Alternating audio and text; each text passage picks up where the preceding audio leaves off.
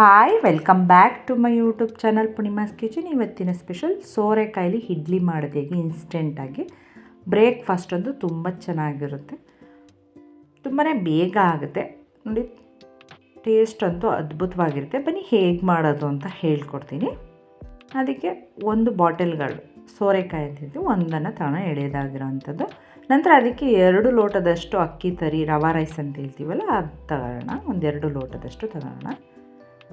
ನಂತರ 2 ಲೋಟ ಅಕ್ಕಿ ತರಿಗೆ 1 ಲೋಟ ನೀರನ್ನು ತಗೋಣ. ಅದನ್ನು ನೀರು ಸ್ವಲ್ಪನೇ ಹಾಕಿ ಕಲಸಿ, ಬೇಕಾದರೆ ಇನ್ನೊಂದು ಅರ್ಧ ಲೋಟ ಎಕ್ಸ್ಟ್ರಾ ಹಿಡಿದ್ರೆ ಹಾಕಿ, ಏನಾಗಲ್ಲ. ಒಂದು 10 ನಿಮಿಷ ಹಾಗೆ ಇಡೋಣ. ನಾವು ಸೋರೆಕಾಯಲ್ಲಿ ಸಾಂಬಾರೆಲ್ಲ ಮಾಡಿರ್ತೀವಿ ಮತ್ತು ಮಜ್ಜಿಗೆ ಹುಳಿ ಮಾಡಿರ್ತೀವಿ. ಬಟ್ ಈ ಥರ ಮಾಡಿ ತುಂಬಾ ಚೆನ್ನಾಗಿರುತ್ತೆ. ಬ್ರೇಕ್ಫಾಸ್ಟ್ಗಂತೂ ತುಂಬ ಅದ್ಭುತವಾಗಿರುತ್ತೆ. ಸ್ವಲ್ಪನೇ ಕಲಸಿ ಒಂದು ಲಿಡ್ಡನ್ನು ಕ್ಲೋಸ್ ಮಾಡಿ ಒಂದು ಸೈಡ್ ಇಡೋಣ.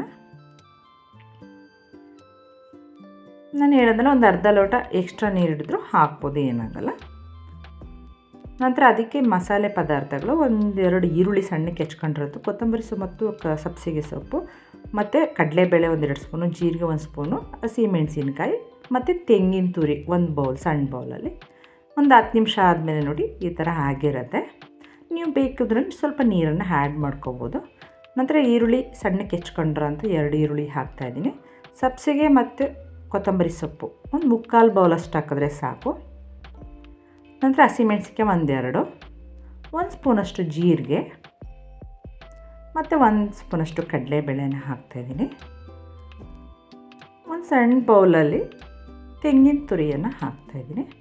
ನಂತರ 2 ಲೋಟ ಅಕ್ಕಿ ತರಿಗೆ 2.5 ಲೋಟದಷ್ಟು ಸೋರೆಕಾಯಿ ತುರಿದು ಹಾಕಬೇಕು ಇದನ್ನು. ನಂತರ ಇದು ಚೆನ್ನಾಗಿ ಮಿಕ್ಸ್ ಮಾಡ್ಕೊಳ್ಳೋಣ. ನಾನು ಹೇಳಿದ್ಮೇಲೆ ನೀರು ಅವಶ್ಯಕತೆ ಇದ್ದರೆ ನಿಮಗೆ ನೀರು ಸ್ವಲ್ಪ ಹಾಕೋಬೋದು. ಇದು ಸ್ವಲ್ಪ ನೀರು ಬಿಡುತ್ತೆ. ಕಲಿಸ್ಬಿಟ್ಟು ಇದನ್ನು ಒಂದು 10 ನಿಮಿಷ ಹಾಗೆ ಇಡೋಣ. ನಂತರ ರುಚಿಗೆ ತಕ್ಕಷ್ಟು ಉಪ್ಪನ್ನು ಹಾಕಿ, ನಂತರ ಎಲ್ಲ ನೋಡಿ ಈ ಥರ ಚೆನ್ನಾಗಿ ಮಿಕ್ಸ್ ಮಾಡಿದ್ಮೇಲೆ ಸ್ವಲ್ಪ ನೀರು ಬಿಡ್ತಾ ಇರುತ್ತೆ. ನಂತರ ಇದನ್ನು ಒಂದು ಇಡ್ಲಿ ಪಾತ್ರೆಗೆ ಹಾಕಿ ಬೇಯಿಸಿ, ನೀವು ತೆಂಗಿನಕಾಯಿ ಚಟ್ನಿ ಆದರೂ ಸರಿ ಯಾವುದಕ್ಕೆ ಬೇಕಾದರೂ ಕಾಂಬಿನೇಷನ್ ಮಾಡ್ಕೋಬೋದು. ಇದನ್ನು ಚಟ್ನಿಗಂತೂ ತುಂಬ ಚೆನ್ನಾಗಿರುತ್ತೆ, ಮಸಾಲೆ ಎಲ್ಲ ಹಾಕಿರೋದ್ರಿಂದ. ಬೆಳಗ್ಗೆ ತಿಂಡಿ ಏನಪ್ಪ ಅಂತ ಇರಬೇಕಾದ್ರೆ ಈ ಥರ ಎಲ್ಲ ಡಿಫ್ರೆಂಟಾಗಿ ಮಾಡ್ಕೋಬೋದು. ಹೇಳಿದ್ರೆ ಇದರಿಂದ 5-10 ನಿಮಿಷ ಮತ್ತೆ ಹಾಗೆ ಒಂದು ಲಿಡ್ಡನ್ನು ಕ್ಲೋಸ್ ಮಾಡಿ ಇಡಿ. ಅಷ್ಟೋ ತನಕ ಒಂದು ಇಡ್ಲಿ ಪಾತ್ರೆ ಪ್ಲೇಟ್ಗೆ ಎಣ್ಣೆನ ಸವರಿ ರೆಡಿ ಮಾಡ್ಕೊಳ್ಳಿ. ನಂತರ ಇದನ್ನು ಬ್ಯಾಟರನ್ನು ಇದಕ್ಕೆ ಹಾಕಿ 15-20 ನಿಮಿಷ ಸ್ಟೀಮಲ್ಲಿ ಬೇಯಿಸ್ಕೊಂಬಿಟ್ರೆ ಸೋರೆಕಾಯಿ ಇಡ್ಲಿ ರೆಡಿ ಆಗುತ್ತೆ. ಇದೇ ಥರ ಎಲ್ಲ ಪ್ಲೇಟ್ಸ್ಗೂ ಹಾಕಿ ಒಂದು ಇಡ್ಲಿ ಪಾತ್ರೆಯಲ್ಲಿ ಅದು 15-20 ನಿಮಿಷ ಬೇಯಿಸ್ಕೊಂಡ್ರೆ ಸಾಕು.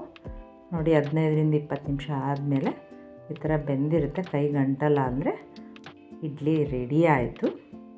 ನೋಡಿ ಎಷ್ಟು ಈಸಿಯಾಗಿ ಬರುತ್ತೆ ಇಡ್ಲಿ. ಯಾರಿಗೆಲ್ಲ ಸೋರೆಕಾಯಿ ಇಡ್ಲಿ ವಿಡಿಯೋ ಇಷ್ಟ ಆಯಿತು ಲೈಕ್ ಮಾಡಿ, ಶೇರ್ ಮಾಡಿ, ಕಮೆಂಟ್ ಮಾಡಿ, ಸಬ್ಸ್ಕ್ರೈಬ್ ಆಗೋದಂತೂ ಮರಿಬೇಡಿ. Okay, bye, thanks for watching.